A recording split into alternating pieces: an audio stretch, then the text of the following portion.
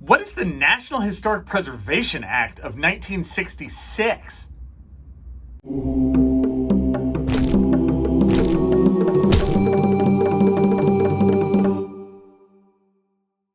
Okay, National Historic Preservation Act, or NHPA, of 1966. What is this thing? So, this is obviously a law that came into act in 1966. It's a federal law, so this covers the United States only. What it ultimately does is it protects our history, our shared American history. Now, why do we need this law? Like, why bother? Why don't we just try and be careful of our historic past? Because we won't. Because so often it's all about money, right? Or it's all about development. And the date of this, 1966, really explains why it came in and the background to it. It'll make sense given that time period. Because we're post-World War II, right? And right after World War II, there's a lot of construction in the United States, right? We're building highways, we're building suburbs, and because of that, a lot of locations in America are being destroyed. Old parts of town are being bulldozed for new areas and this kind of thing. And a lot of people started to notice, they're like, hey, we're losing our own American history. We're losing these specific places that used to hold meaning to us. And that's huge. When you think about it, your own personal history has to do with specific locations. And if you get rid of those locations, they don't exist anymore, they've been bulldozed, you have a disconnect ultimately from who you are as a person. I know it gets very philosophical very quick, but because so many communities were experiencing this, you have multiple local historical associations that all get together and ultimately push through the National Historic Preservation Act of 1966. So what does it say? It basically says that if you have a project that is underneath the federal government in any way, like the federal government's giving it money, it's on federal land, that you have a certain historic protection process that you have to go through. So this doesn't count for your home, right? Your home is private property. This is for federal land and projects that have federal money behind it. Actually, the portion of the law that sort of states that specifically is called Section 106. So a lot of times you'll hear in archaeology, oh, we're doing a Section 106. That just has to do with we are fulfilling, I should say, the part of the law under Section 106 that says specifically that if you're using federal money or land, that you need to specifically care about the history and do something about it to preserve it. You can't just bulldoze it. So more specifically, the law creates several things. First, it creates for every state the State Historic Preservation Office, or the SHPO. So the SHPO is a bureaucratic office. It wasn't there before. Now it is, post-1966.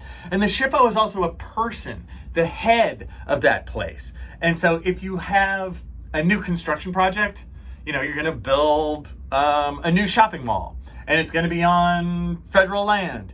You need to go through the SHPO and get the green light from that bureaucracy. They need to okay it in order for you to move forward. You need to have a plan of, if I come across historic properties, I'm going to protect them in this way, basically, right? It starts that whole thing. Each state has that. So in California, we have one in Sacramento. If you're in Hawaii, you have one in Honolulu, and so forth. Now, besides that, besides just starting that process, it also created the National Register of Historic Places. I got it. The National Register of Historic Places. Now, you guys have probably experienced locations or buildings that are on the National Register. Sometimes you see those little signs as you're driving on the freeway. You're like, next stop, National Register, historic site, right? And a lot of times it's a building with some sort of historic importance. It's on the National Register, which means it gives it another layer of protection. You can't just bulldoze it. So how do you get on the National Register? How do you argue for something to be on it? You don't just slap a sign on and go, hey, it's on the National Register. This is a long process. My meaning here is you can't just put anything on it. It has to have meaning. It has to have significance. But the checklist, again, is very bureaucratic, and I mean bureaucracy in a good manner when I talk about this. There's a checklist of 4 things. Any one of the 4 you can use to argue for a property to be protected under this act. First, was the property made by a master? That's area A, right? Made by a master means famous architect built this building, Frank Lloyd Wright, or this kind of thing, right? And so you argue to the committee, hey, this building was actually built by Frank Lloyd Wright, famous American architectural master, so we should preserve it. We should not build condominiums on it, right? And then it can go either way. You have to be able to argue. Second, area B, is it related to a famous person or event in American history? Gettysburg Battlefield, right? I guarantee you, if there was no National Historic Preservation Act, Gettysburg Battlefield covered with homes, right? Developers would eat that up in a second. That's why we need laws like this. So that can also relate to, the home of former presidents, President Washington's house, or anything to do with American history. Again, you've got to argue it. It's its significance.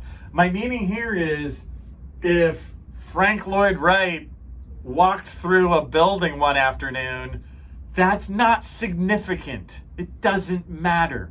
So you have to ultimately be honest. And I love that there's that fine line, right? You have to argue just like a lawyer for protection for sites that really, really matter.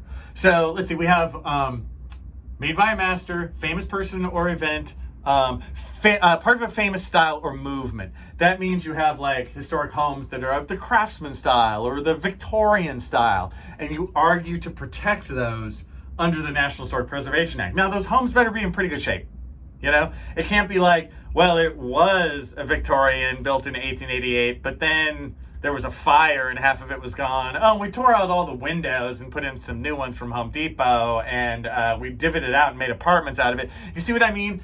It's not going to be significant anymore. It loses its significance. So the devil's in the details with this, and we want to be honest, right? We want to argue for what we can save, good stuff, and let go what we can let go. Finally, area 4, area D, which is every archaeologist is what we use, because of course, as we go through this, don't you notice that you're like, hey, this is all about history. This is all about buildings and stuff. But it's also about archaeology. Area D is you can argue for any structure or location that can tell us more about history in the future. And archaeology sites work great for that. That's exactly what they are, right? They are places where we can learn history if we explore them. Now, that doesn't mean that if you find a single arrowhead in the middle of the desert by itself, that should be protected. It's not significant. It's interesting. We want to study it, but it's not significant in terms of protection. Now, you have an entire Native American village that is significant. You see the difference there? You want to argue for significance. It's all about that. The National Historic Preservation Act of 1966, to me, is the number one most important law in archaeology. And we want to respect it, we want to learn about it, and realize how important it is to preserving the history of everything from the last 17,000 years till today that has happened in what we call the United States.